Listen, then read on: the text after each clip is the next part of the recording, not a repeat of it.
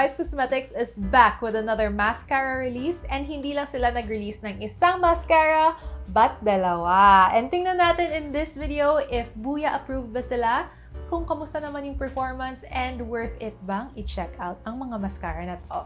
So for this launch, binalik nila yung Super Mega Ultra Curl Mascara with an updated look. Now it looks like this. So they brought back the Super Mega Ultra Curl Mascara in a very sleek yet very travel-friendly packaging.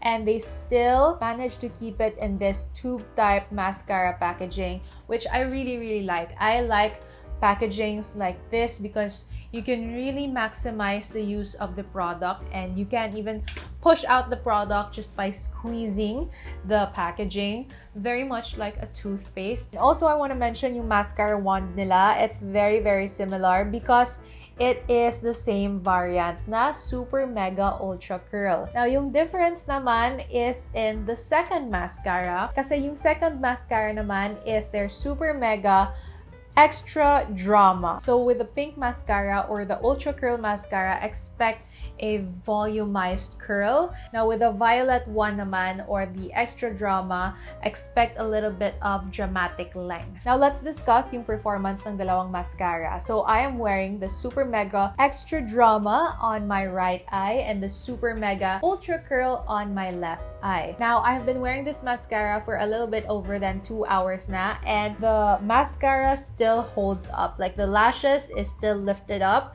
and that is a good thing for me kasi usually yung mga na-encounter ko sa mga mascaras that don't perform well, they droop down and just could not hold up a curl. What I also like about this mascara is that napahaba niya yung lashes ko. Like, my lashes are not this long, okay? But it is extra dramatic, extra long.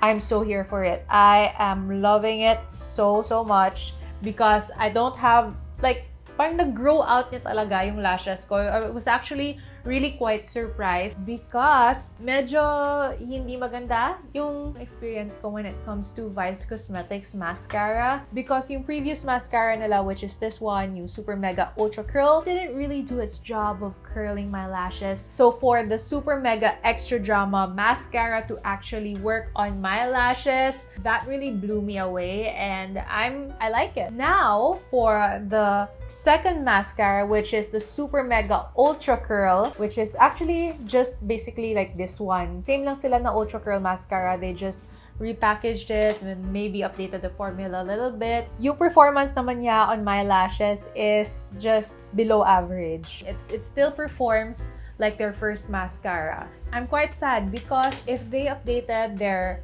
Ultra Curl Mascara, it should perform well. But right now, I can see my lashes just going straight like that. Na parang hindi siya na-curl. It doesn't look dolly or doe-eyed. It looks a little bit clumpy, mabigat. My lashes just look stiff and straight, which is, I'm not here for it. I'm not here for this. This mascara is a miss for me. So don't get the pink one. However, I highly recommend the purple one. Maganda yung performance niya on my right eye. I really like how my lashes are holding up and the length. If you're looking for a good performing mascara from Vice Cosmetics, get this one, yung Extra Drama nila. So now, if you find this video super mega extra helpful, then make sure you hit that subscribe button down below and mag-like na rin kayo, guys. And if gusto nyo pang tumambay dito sa channel ko, I have my playlist here ready for you guys to marathon.